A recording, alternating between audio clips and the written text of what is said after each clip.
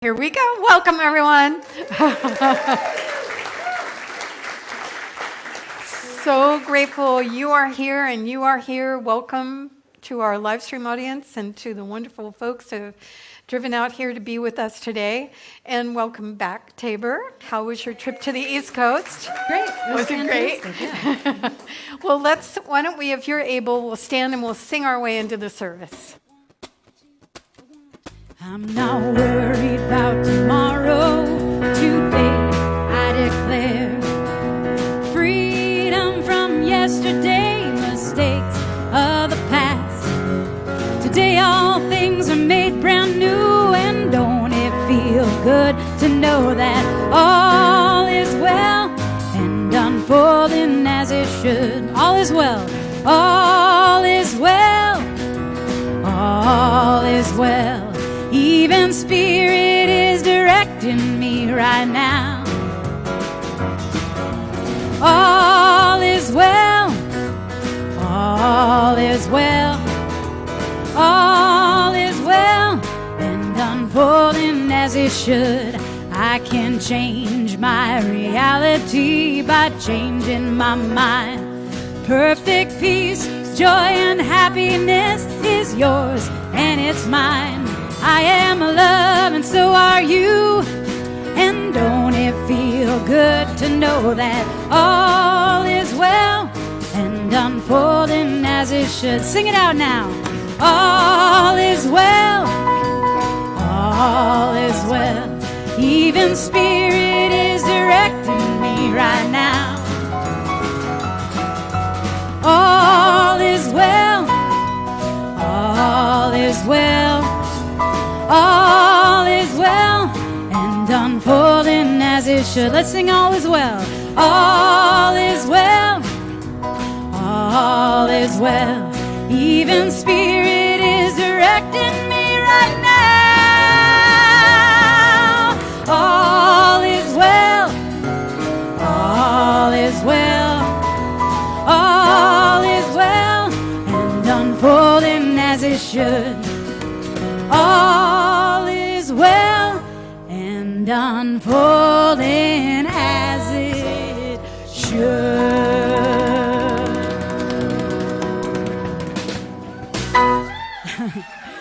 Well, good morning, all you beautiful faces. Take a minute to greet some of those neighbors out there.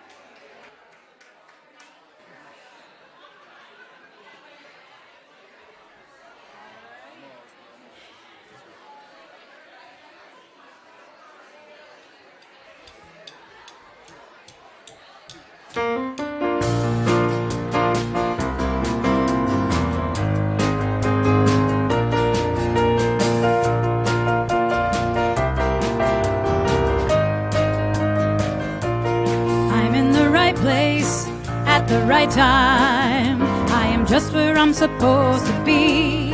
I'm in the right place at the right time. I am just where I'm supposed to be. I'm in the right place at the right time. I am just where I'm supposed to be. I'm in the right place at the right time. I am just where I'm supposed to be. Oh, my soul is welcome here. Soul is welcome here. I am getting the message loud and clear. My soul is welcome.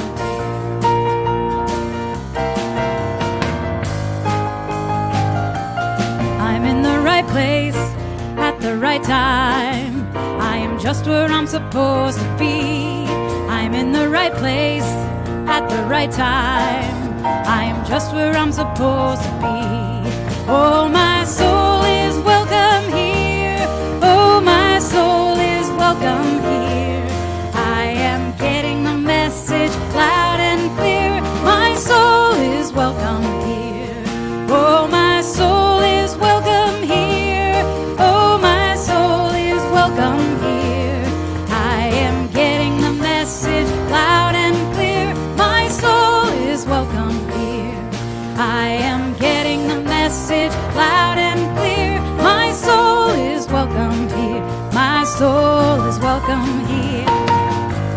soul is welcome here.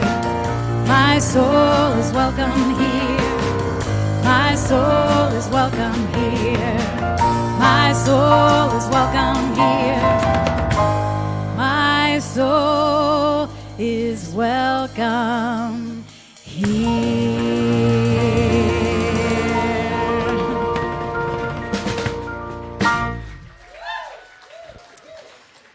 Well, we'd like to invite all of our kiddos who are here today for our outdoor kids program. They get to go out and enjoy our wonderful grounds. We're going to sing them out into their classrooms today. The classrooms of the trees, all those beautiful cedars. 1, 2, 3. Hooray for the world, I'm glad to be on it. Hooray for the world, I'm glad to be on it. Hooray for the world, it's a special place. Got Mother Nature and the human race. The world's got trees and bumblebees, rivers and lakes and the open seas, mountains and valleys and animals too, and a sun that shines on me and you. Hooray for the world, I'm glad to be on it. Hooray for the world, I'm glad to be on it. Hooray for the world, it's a special place. Got Mother Nature and the human race. We got Mother Nature and the human race. Woo! Good morning. Good morning. Good morning, everyone. My name is Ronna Biggs, and I'm your practitioner of the day. And I'm also joined in service today by Deb Dole and Philip Flores. So please know that we are here for you and to support you along the way. As we settle in today, I'll invite you to silence your cell phone, please, and settle in. And if you have a prayer request you would like to connect with the practitioner on, you can ask one of us who are wearing one of these. It's a stole, called a stole. So we're in service today. We also have an opportunity for you to submit a written prayer request. We have a prayer vessel that's in the back of the room. You can write a prayer, and you can also go online and submit an online prayer request too. So we're here to support you in that way and keep sharing in our own spiritual journeys together. So this morning, I'd like to invite you to join me in a prayer. Breathing into this day, this moment, I know that there is one life, one love that has created this beautiful palette of color and light and joy, of which I am a part of, and each person here, near and far, that we join in this sacred circle of life together. And on this very beautiful and brisk spring day, I find marvel in the flowers that are blooming, the leaves that are unfolding, the sweetness of the birdsong. And I am reminded that life absolutely unfolds in the right and perfect time and way, divinely inspired and guided. And so I trust that is true for this morning together, for the week ahead, for my very life. And I am grateful for this remembering. I am grateful for returning to the breath that reminds me of this precious moment. And I am grateful for this time together as we celebrate and sing and enjoy the company of one another. What a beautiful community, and I know that is true, and so it is.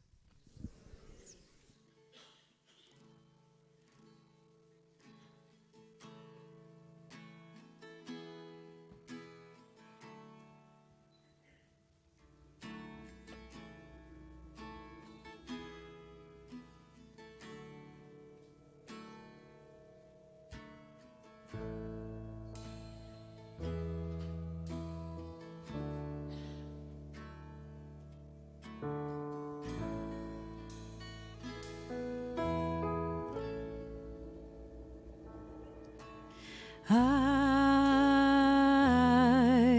surrender trust and I know as I surrender, I fall into the arms of love. I surrender. I trust and I know as I surrender, I fall into the arms of love. I surrender. I surrender. I trust and I know as I surrender, I fall into the arms of love.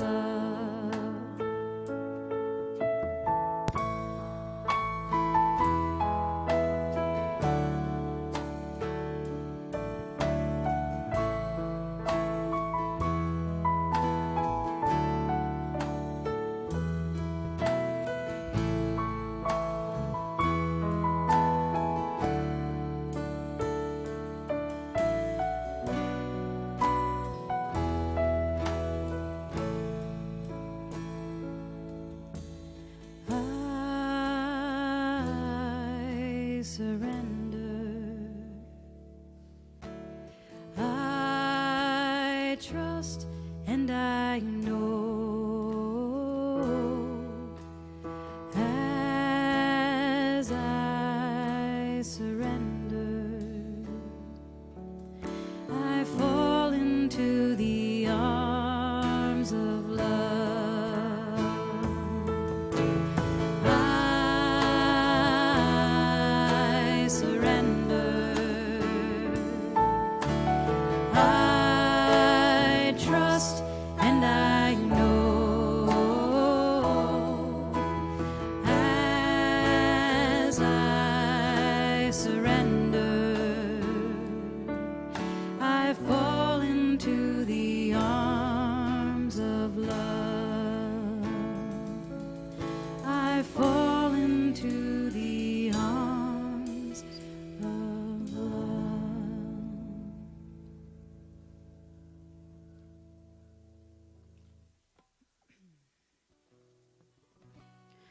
We decided to bring a song today. It's been a while since we've done this one, and it just feels like every so often it's a really good reminder. This song I wrote a couple elections ago, and unfortunately, the news just keeps reminding me how important it is to have mantras and have like hold a higher consciousness, and that this got the lyrics up here. You can sing along on the chorus. We are sacred, we are safe. I want to bring attention to the fact that it's such a privilege right now that we're all sitting here and we're safe. There are many, many people in the world that are not safe right now. And so I'm imagining as we sing this together that we're sending out this love and peace offering to the world.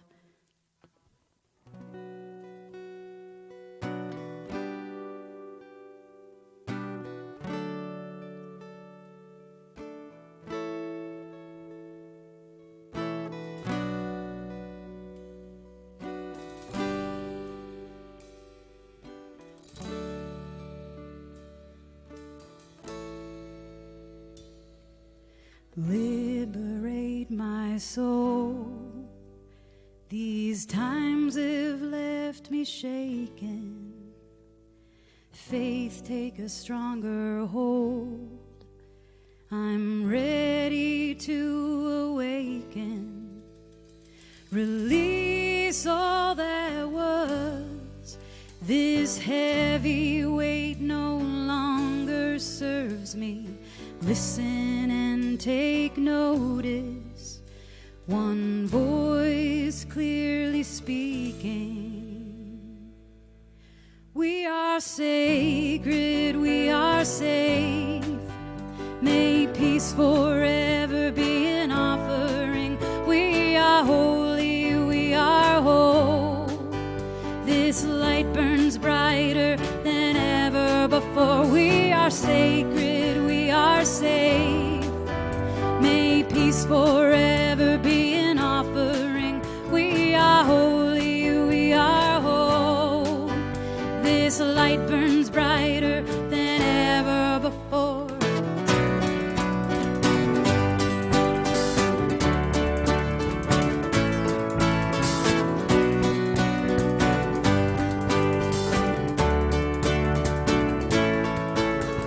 Breathe into the shadows, courage be among us. Find sanctuary, illuminate the masses, lighten every step, let fear no longer lead.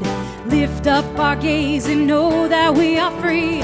Breathe into the shadows, courage be among us. Find sanctuary, illuminate the masses, lighten every step, let fear no longer lead.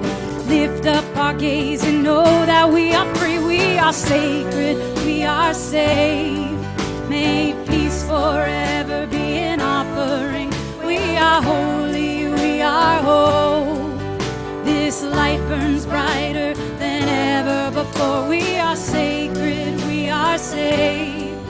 May peace forever be an offering. We are holy, we are whole. This light burns brighter than ever before. Breathe into the shadows, courage be among us. Find sanctuary, illuminate the masses, lighten every step, let fear no longer lead. Lift up our gaze and know that we are free. Breathe into the shadows, courage be among us. Find sanctuary, illuminate the masses, lighten every step, let fear no longer lead. Lift up our gaze and know that we are free. Liberate my soul. These times have left me shaken. Faith take a stronger hold. I'm ready to awaken. Release all that was. This heavy weight no longer serves me. Listen and take notice. One voice clearly speaking. We are sacred, we are safe. May peace forever be an offering. We are holy, we are whole. This light burns brighter than ever before. We are sacred, we are safe. May peace forever be an offering. We are holy, we are whole. This light burns brighter than ever before. We are sacred, we are safe. May peace forever be an offering. We are holy, we are whole. This light burns brighter than ever before. We are sacred, we are safe. May peace forever be an offering. We are holy, we are whole. This light burns brighter than ever before.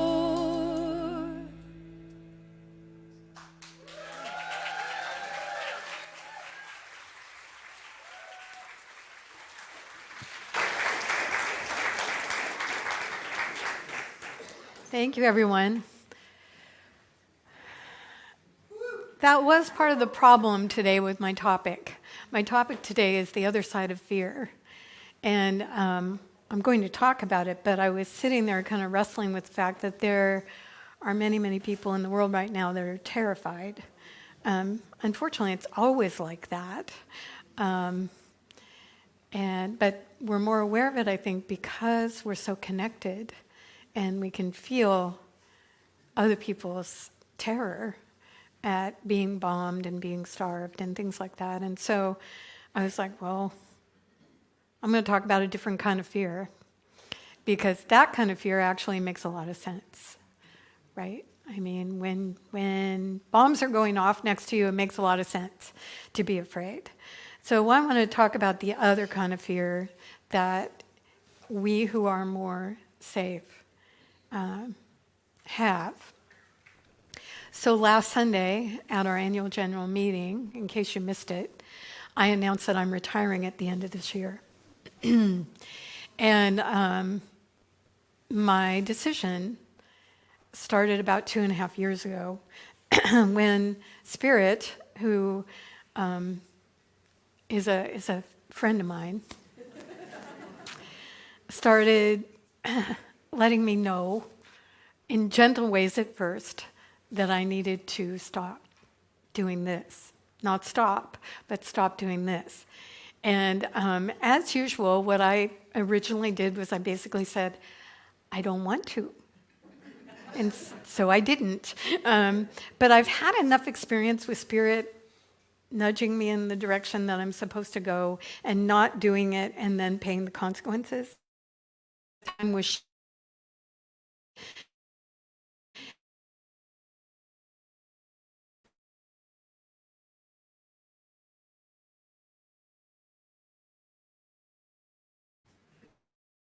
not at all. That, that. Years, which was half the did the last time told me to stop. So I'm making so kind of feel or other kinds of feel. And I 4 stories. To do this story is from favorite monks. His name is Ajahn. He is from Australia, and he's from a different tradition than the Buddhist tradition that I'm in, but he's brilliant. And there's no way out. And this is from a soldier that was in World War II in the British Army. Okay, so my colleague patrol in the jungles, he was young, far from home, and very frightened. The scout patrol returned to tell the captain terrible news. Their patrol had stumbled into a huge number of Japanese troops. The patrol was really outnumbered, completely surrounded. The young British soldier prepared himself to die. He expected his captain to order the men to fight their out. That, after all, was the manly thing to do. Maybe someone would make it. If not, well, they would take the enemy with them into death. That's what soldiers did. But the soldier who was the captain, he ordered his men to stay, sit down, and make a cup of tea. It was, after all, the British Army. The young soldier thought his commanding officer had gone mad. How can anyone think of a cup of tea when surrounded by the enemy with no way out and about to die? In an army, especially at war, orders have to be obeyed. They all made what they thought was to be their last cup of tea. Before they had finished drinking their tea, the scout came back and whispered to the captain. The captain asked them for the men's attention. The enemy has moved, he announced. There is now a way out. Pack your kit quickly and quietly. Let's go. They all got out safely, which is why he could tell me the story many years later. He told me that he owed his life to the wisdom of that captain, not just at war in Burma, but many times since. Several times in his life, it was as if he was surrounded by the enemy, completely outnumbered with no way out and about to die. He meant by the enemy serious illness, horrendous difficulty, and tragedy, in the middle of which there seemed to be no way out. Without the experience in Burma, he would have tried to fight his way through the problem, and no doubt made it much worse in the process, but instead, when death or deadly trouble surrounded him on all sides, he simply sat down and made a cup of tea. So this story, this is the first of 4, has to do with what fear does to us in situations like this, and we will find ourselves in situations that feel like this. It shoves us. Fear shoves us hard, and often shoves us into taking action when actually what would be best is to wait. And this, of course, has to do with our amygdala, that part of our brain that is geared to survival and wants us to flee or fight, or sometimes will freeze us. And so the instruction to sit down and make a cup of tea is like telling that part of our brain, that ancient part of our brain, look, I know there's danger, and I'm going to just wait for a moment. So that the other part of my brain, the part that has higher reasoning, can kick in and help me understand what the best strategy would be, not the one that fear is telling me to do. So that's that story. The second one also comes from Ajahn Brahm, and it's called Going with the Flow. A wise monk whom I've known for many years was hiking with an old friend in the wilderness. Late one hot afternoon, they arrived at a splendid stretch of isolated beach. Even though it is against the monk's rules to swim just for fun, the blue water was inviting, and he needed to cool off after the long walk. So he stripped off and went in. When he was a young layman, he had been a strong swimmer, but now as a monk of long standing, it had been many years since he had last swum. After only a couple of minutes of splashing in the surf, he was caught in a strong riptide that began to carry him out to sea. He was later told that this was a very dangerous beach, later, because of the strong currents. At first, the monk tried to swim against the current. He soon realized, though, that the force of the current was too strong for him. His training now came to his aid. He relaxed, let go, and went with the flow. It was an act of great courage to relax in such a situation as he saw the shoreline recede further and further away. He was many hundreds of meters away from land when the current finally diminished. Only then did he start to swim away from the riptide and back toward shore. He told me that the swim back to land took every last ounce of his energy reserves. He reached the beach utterly exhausted. He was certain that had he tried to fight the current, it would have beaten him. He would have been swept far out to sea just the same, but so depleted in energy that he wouldn't have made it back. If he hadn't let go and gone with the flow, he was sure he would have drowned.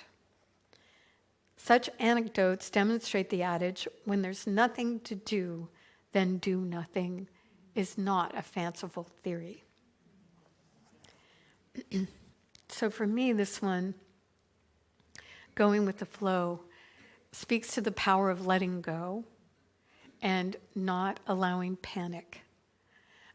Because I don't know about you, but when Spirit started pushing on me to make an announcement in front of all the people that I love that I needed to stop, there was a little bit of panic there. It's like, I don't want to do that.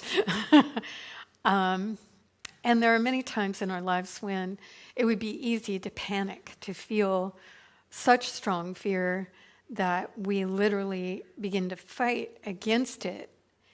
And I actually have never experienced success fighting fear. Not once, not ever. Just doesn't help.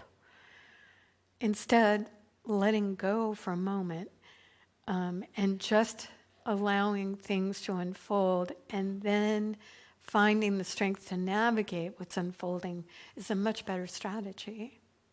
So I know I'm speaking to not just me today. So I don't know if you have fear in some area that you're trying to figure out what to do. And, it wants to shove you or it causes some panic. It could be the political situation or the world situation or something in your personal life or something just with you that has fear rising. And so the next story is actually a true story, again, although a very ancient one. And Kalish reminded me of this story. Today is an interesting day in religious circles because today is Purim, which is a Jewish holiday, and it's also Palm Sunday. So the next two stories are about those two things. So Purim is a celebration of Queen Esther. And I'd love to tell you the whole story someday, but in a nutshell, Queen Esther was raised by Mordecai, who in the Jewish tradition, she was of that lineage and that heritage and was orphaned at an early age. So Mordecai, who was the leader of the Jews in the main city that was occupied by the king of Persia, he was the leader and he raised her as his own. And the king of Persia, basically, there's two stories about all that, but basically he either put his wife in a harem or he killed her. I'm not sure which. And so he was looking for a new bride. And so all the most beautiful women in the city were called into the harem so that he could choose among them. And Esther was very beautiful. And so Mordecai knew she was going to be called. And he said, look, don't tell anyone your heritage. Keep that quiet. And so she went into the harem, and it came the day where, the king was sort of, I picture him kind of wandering around going, I don't know. It was a different time for sure. And he picked, of course, Esther. So she became his queen. And still, Mordecai said, don't say anything about your heritage. And so time went on, and Mordecai kept touch with his adopted daughter through the eunuchs that served the harem that the queen was in. So Mordecai overheard a conversation from two of the National Guard, basically, and it was a plot to kill the king.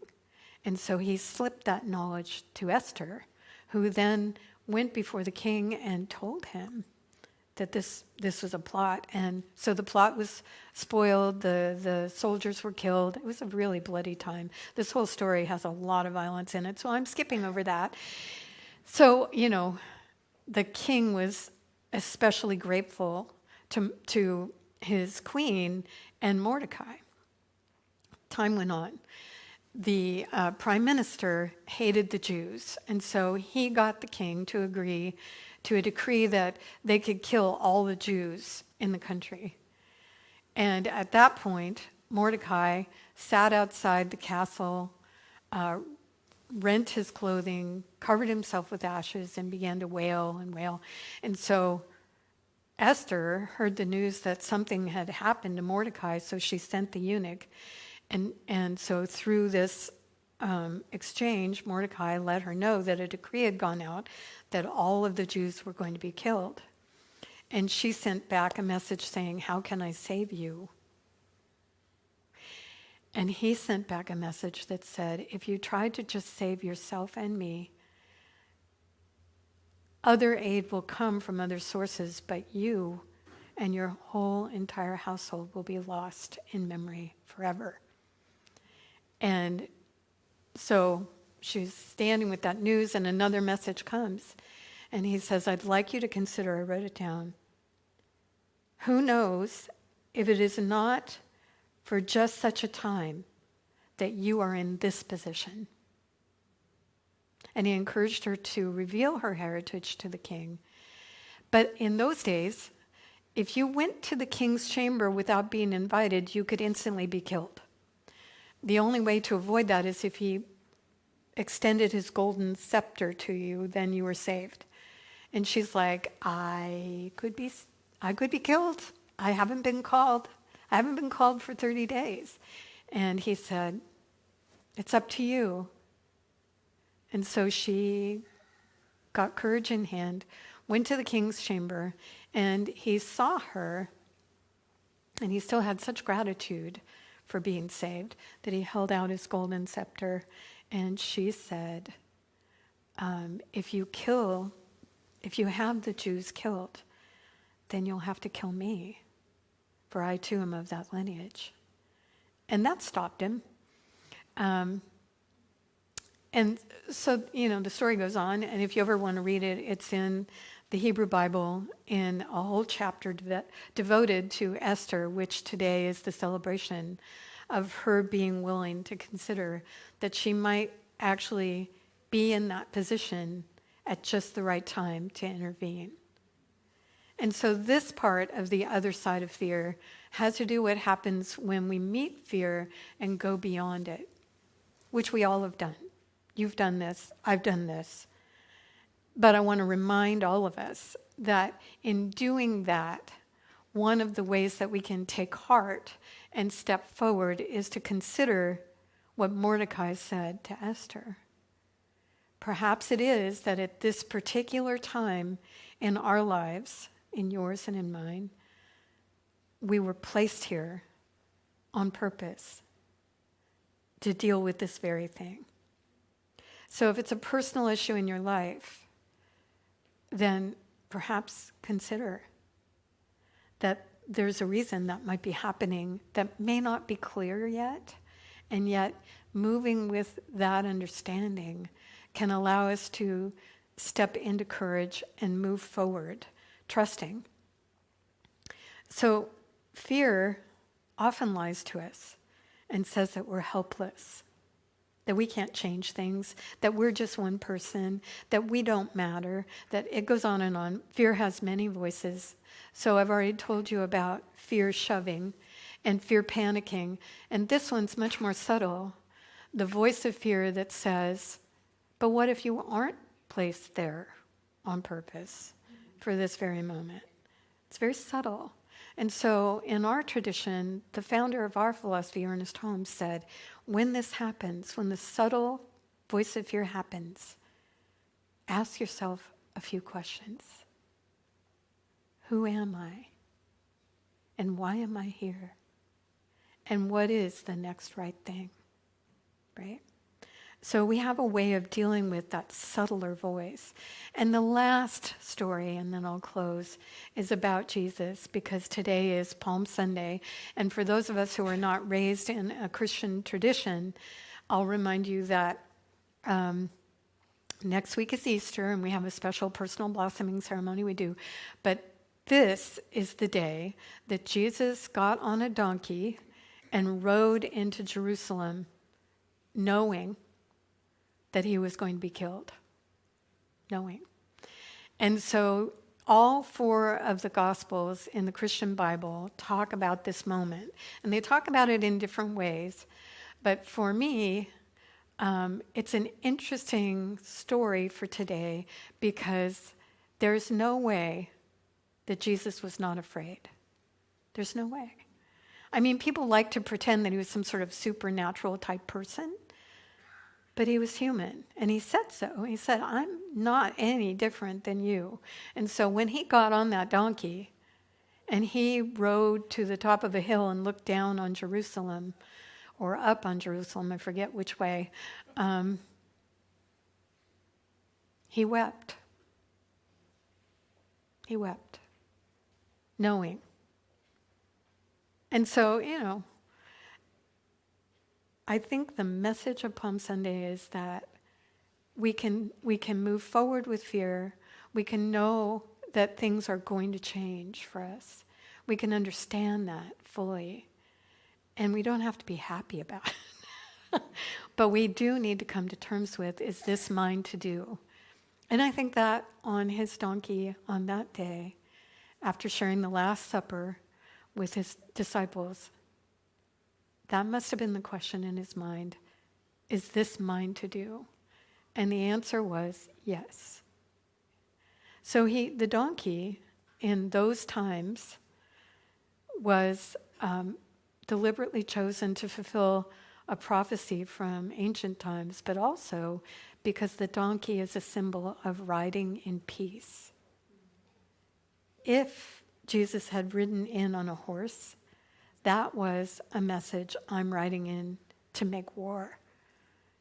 And lots of people wanted him to do that, but he chose a donkey to ride in peace. And at that moment in time, everyone around him was so happy that he was there. They were laying palm fronds down on the ground. They were taking their coats off and laying them on the road so that he could ride softly into Jerusalem. They were singing psalms of praise and joy that he was there. I don't know how that ties to fear, but whenever I hear that part of the story, there's part of me that goes, well, when we come to terms with this is mine to do, the universe says, Hosanna.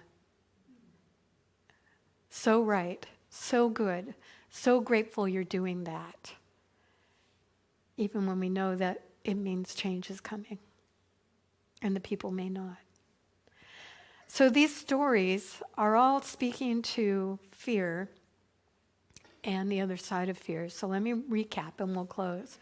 The first story about the British Army and making tea was about paying attention when fear shoves us and wants us to take action really quickly and to take the instruction to wait, to be calm, to settle before you take action.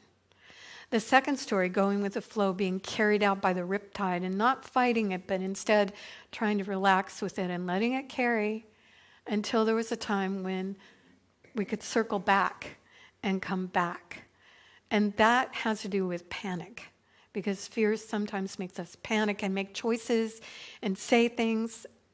Maybe you haven't said things, but I have said things in panic that I've later regretted, right? So panic wants us to, and this story is like, no, let go.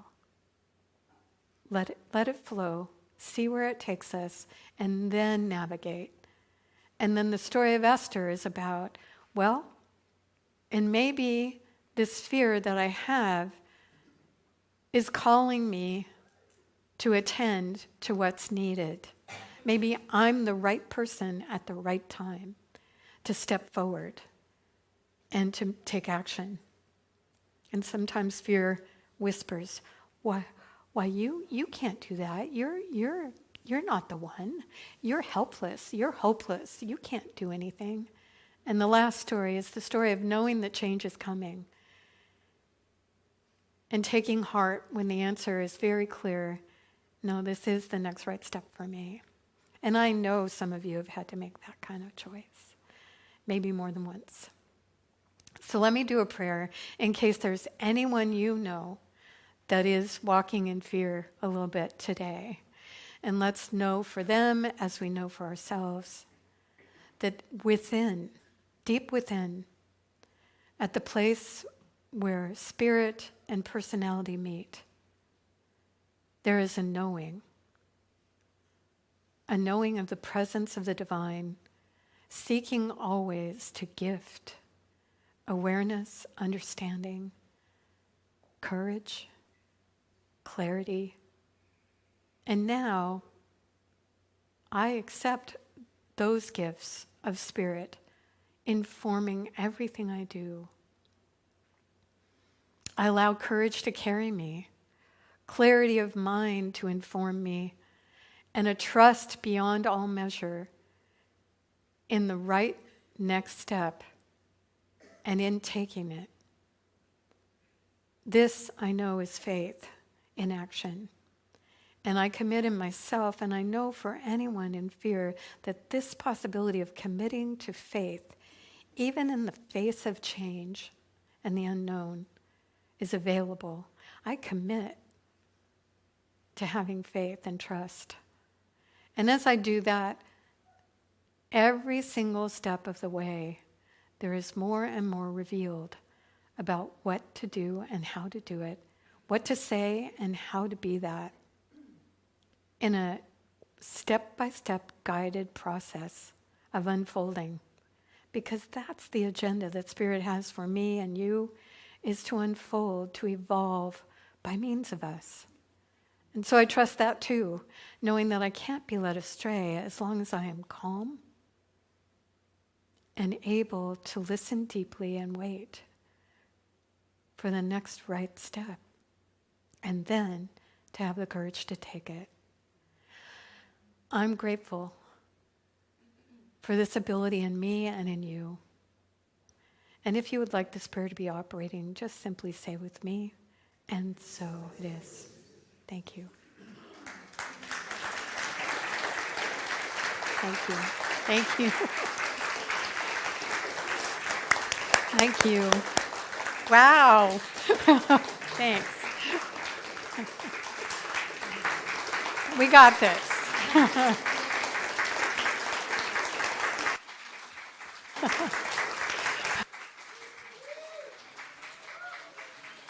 Making me shy. Thank you. Thank you. Uh-oh. There we go. The ushers have prepared for the offertory. And thank you for any gifts that you give the center. It's so gratifying to know that we as a community can do this beautiful thing we do here. And your support financially as well as in every other way you give is so powerful. Thank you. Gonna climb this mountain, won't stop till I get to the top, one step at a time. No doubt about it, won't stop till I get to the top, one step at a time. Gonna climb this mountain, gonna climb this mountain, won't stop till I get to the top, one step at a time.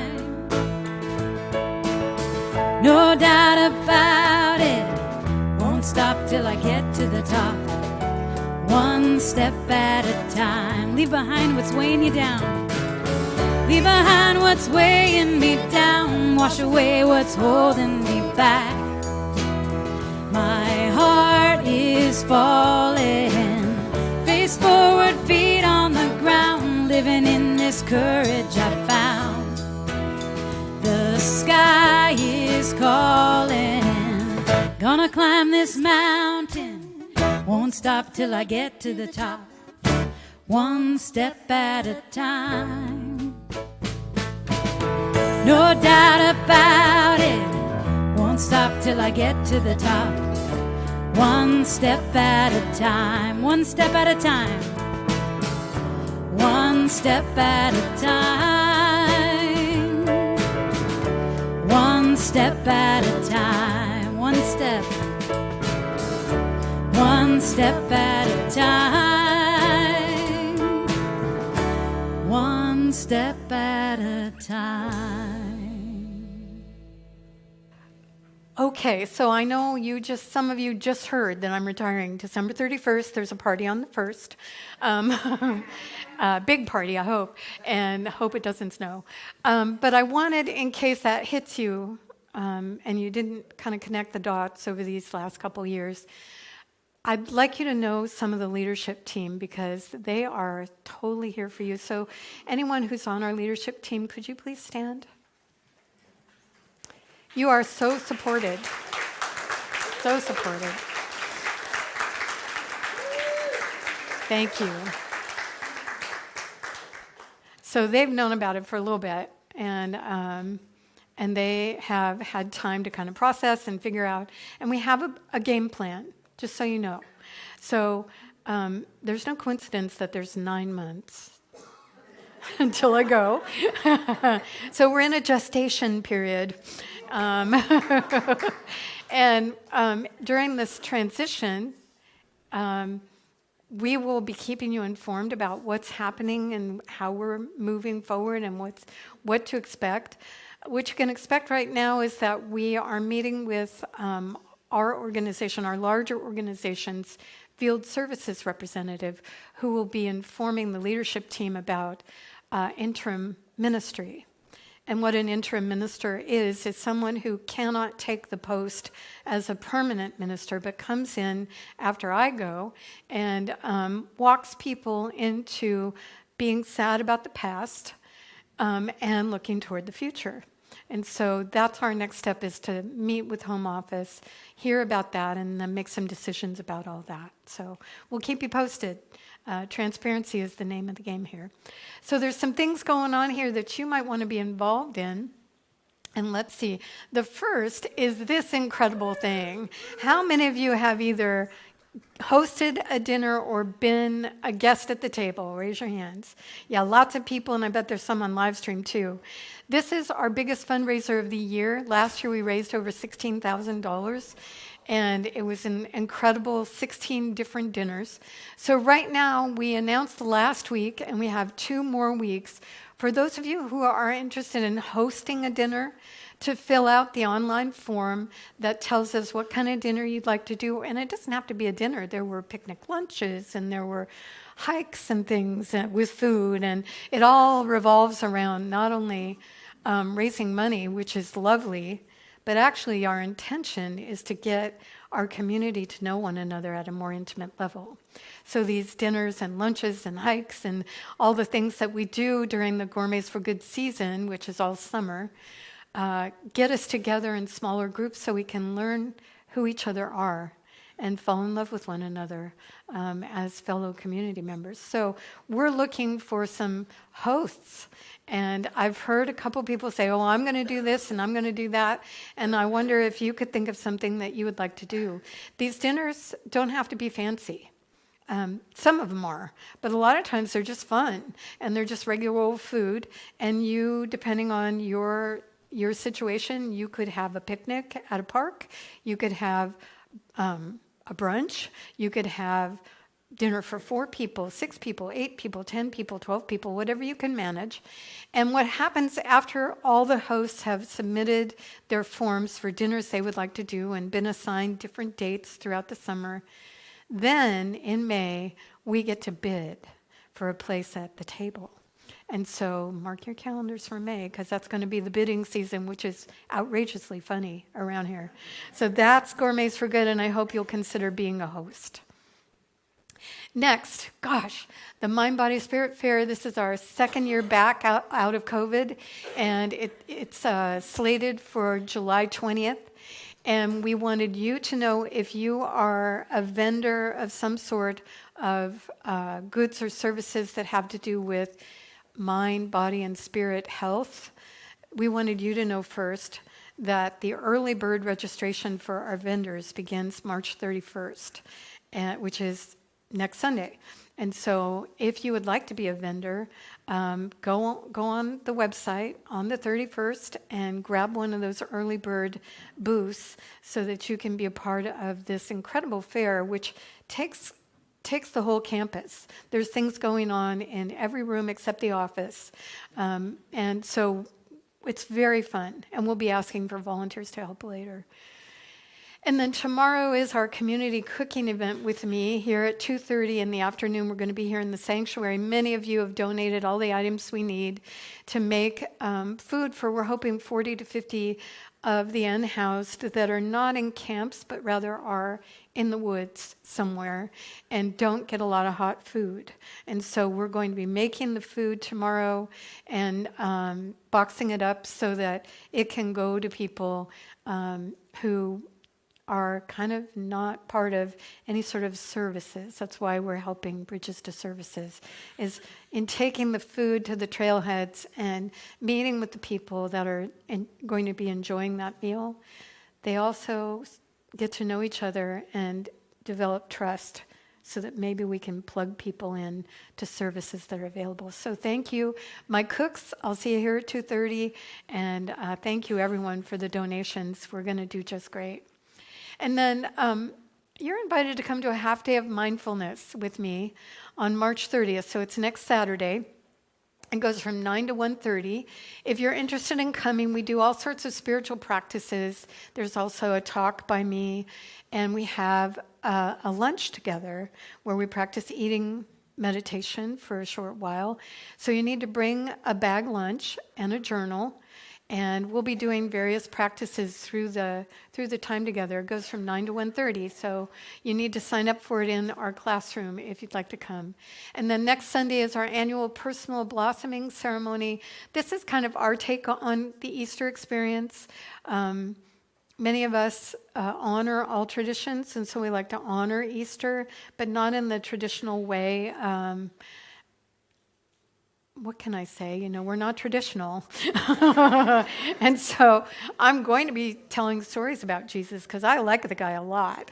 I was raised in a Christian tradition and never had the really yucky stuff that went along with that. I was Episcopalian. It was pretty mellow. So I'll be sharing mellow stories, and we'll have our personal blossoming, and you won't hear from me one time he has risen. I'm saying this in case you have friends that you want to invite. If that's what they're looking for, they'll be disappointed. And every single year we have someone walk out. So it's just the way it is here. And then don't forget, I went to this when I spoke at the first Spirit at Work networking breakfast for people who are entrepreneurs and managers in their companies and things like that. It was fantastic. As a networking event that was spiritually based, it was so refreshing. And so you're invited if you fall into a category where you have your own business or you are an entrepreneur of some sort or a manager. This is coming up April 3rd. And you can register online or you can register in the classroom and come and be part of the spiritual folks that are doing just that and get support and get to talk about your business a little bit. It's really, really sweet.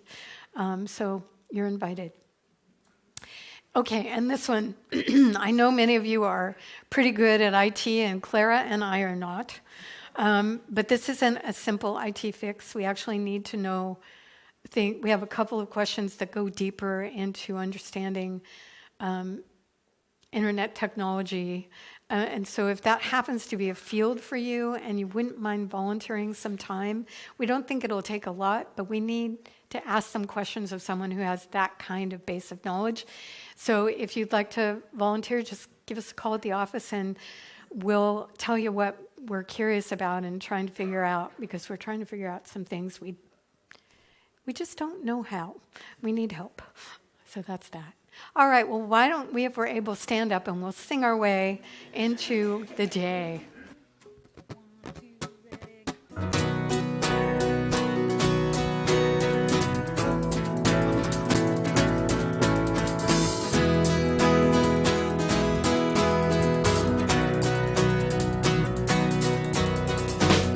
Make me an instrument. Make me an instrument.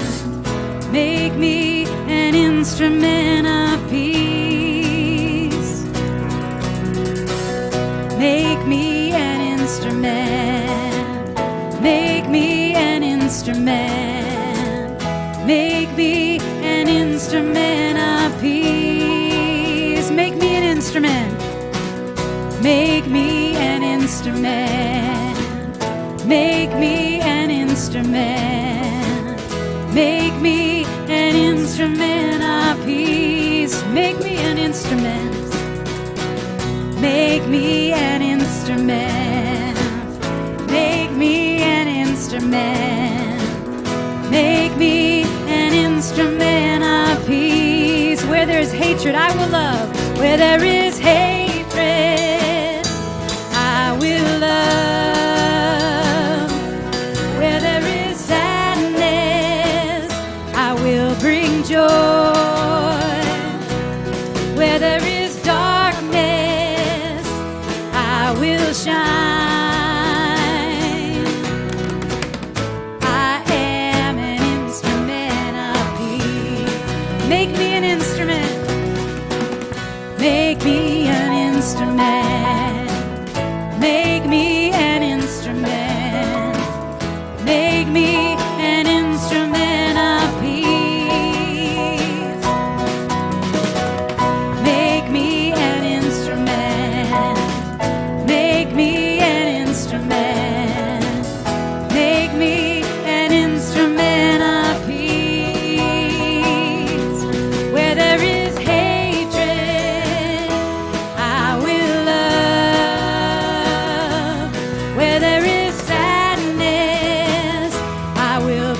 joy.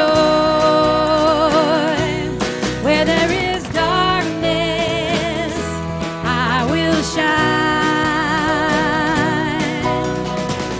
I am an instrument of peace. Let's sing, I am an instrument of peace.